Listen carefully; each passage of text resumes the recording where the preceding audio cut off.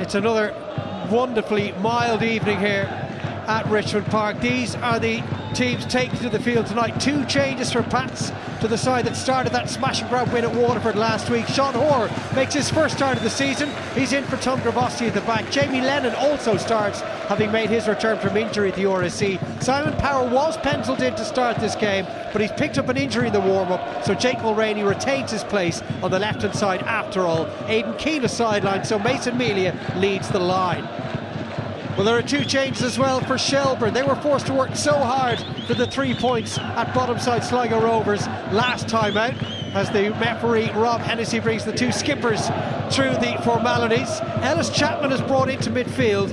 Ali Coote drops to the bench, while 𝗛𝗚𝗚𝗛𝗚𝗛𝗚𝗚𝗚 makes way for Harry Wood in attack. Wood had started every game before the visit to the showgrounds. Captain Mark Coyle continues to excel in defence. John Martin will be able to take any opportunities to come his way, having got off the mark for the season last time out. No Sean Boyd, he is serving a 1-match suspension.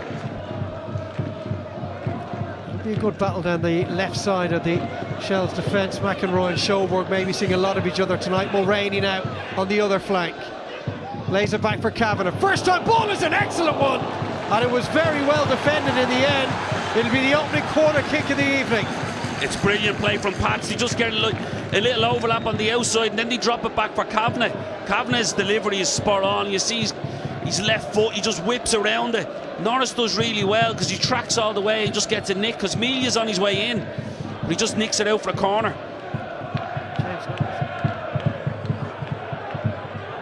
Evan Caffrey, man who got the winner in that brilliant game last season at this venue, and he gets a good ball across, and well, that was a real opportunity for Martin, who threw his body as it arrived at the edge of the 6-yard box, and he wasn't far away from getting something significant on it.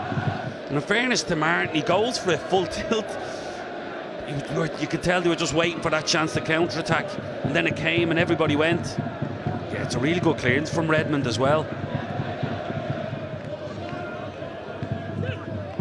He just drops that right shoulder and lays it back to the edge of the area, and a chance for Kavanagh, and the deflection just took the sting out of the shot. Again, never really struck it as he would have liked. It's because you can see when they're getting help on the right hand side, and it's Chapman coming over, and they're going to leave themselves 3v2 in midfield, and it's Kavanagh this time who's the spare man. He picks it up, probably doesn't want to get the shot away in his right foot, but he's forced to. Ends up being a comfortable save in the end.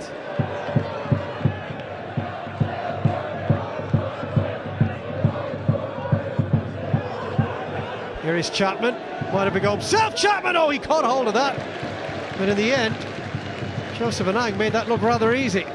From the angle we were, it looked like it was travelling. The keeper just came out and patted it down. Here's the outswinger. It's another good corner on the volley.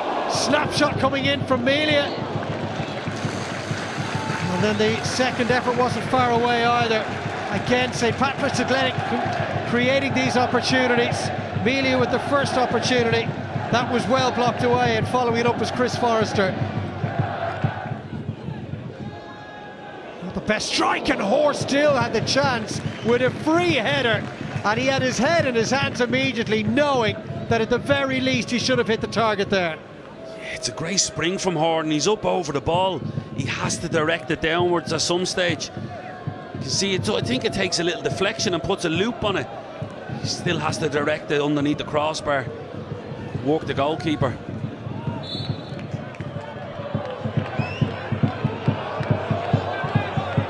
And an opportunity for Chapman, who wants it on his left foot. Good save, and Nang may well have been going wide. The Pats keeper wasn't taking any chances. That's that space we were talking about earlier, that channel, and it's leaving the centre-backs 1v1, and it's Redmond that comes across here, and it just shows you how unbalanced that back line is. Oh, sorry, it is Hoare. And he chops, but he does get a little touch on it, all right. He is very left-sided though, isn't he? He was always going to cut back inside there. It's a good ball over the top, and getting after it was Mulroney. Had a little look inside, waiting for it. On the edge of the area was Kavanagh. Couldn't keep it down. Kavanagh and Mulroney both make really good runs, both in behind. Caffrey and Coyle. But as soon as he checks back, Kavanagh puts the brakes on and allows him to have probably 2 or 3 yards free on the edge of the box. And you can know he's disappointed he hasn't hit the target. Mulroney trying to turn away from Coyle. Forrester looking to bend one. He caught all of that, and he certainly had Kearns worried for a moment.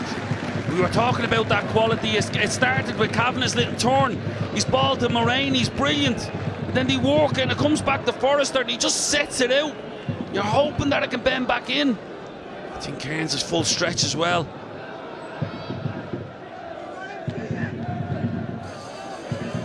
Short on options, Wood, but he's played himself through very well there. Redmond couldn't stay with him, and the through ball towards 𝗛𝗚𝗚𝗛𝗚𝗛𝗚𝗚 wasn't far away from being inch perfect. Well read by Lunny as well, and Shells have picked up the tempo here. That was a heavy tackle on Norris, and a chance for Chapman. Big save for 𝗛𝗚𝗚𝗛𝗚𝗛. Well, there's no question this is the best patch of the game that Shells have enjoyed, as the card is shown to Jamie Lennon for that tackle in the middle of the field. Lennon came flying out, in fairness. Just taking him out, but it leads to then Chapman just picking up the ball. It's a great strike from Chapman. You see it there on Norris. Lennon just comes flying out. Chapman then checks inside and hangs at full stretch. It's a really good save.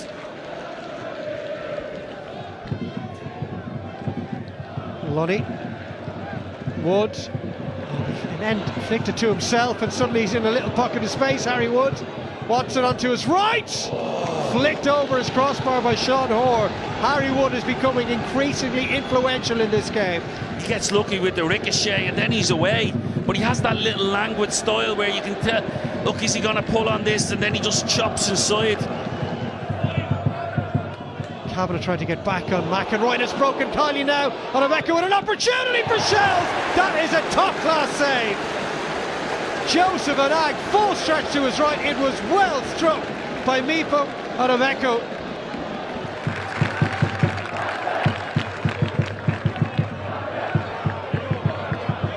Levy with an opportunity, perhaps wanted on that left foot. The 1-2 works in his way, and he's almost in. Levy, Kearns flew off his line, and in the end it's a goal kick.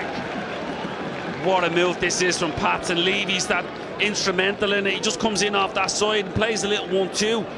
It's actually ends up being a third man run. McClellan's been effective, and he's just stood still and played little one touch, and this is a wonderful pass. Coyle, 𝗛𝗚𝗚𝗛𝗚𝗛 back for McEnroy. Spotted Norris in a little bit of space. Norris with his left foot across. It's a really good delivery, and that should have been at least an opportunity to score for Ali Coote, who got underneath it, mistimed his jump, and in the end never tested Joseph Anag. It's a brilliant delivery in from Norris. He just uses the fact that Ledwidge has ran. It's nearly like he's gone past the header. He's trying to get too much power on instead of just trying to direct it into that far bottom corner. And final delivery from Anag. He's made some big saves tonight, kept his side in it at times, and in the end neither side able to break the other down. St. Pat's probably the better of it in the first half. Shells really came into it in the second, had a couple of really good opportunities that were foiled by the St. Patrick's Athletic goalkeeper Joseph Anag. And for the first time in 27 years, these sides have finished scoreless in the League of Ireland Premier Division. Damien Duff looks like he's pretty pleased with the point, and no doubt when he analyses it in the cold light of day, Stephen Kenny might be of a similar mindset. An entertaining game, but there was to be no winner under the lights at Richmond Park. Full time, it has finished. St. Patrick's Athletic 0, Shelbourne 0.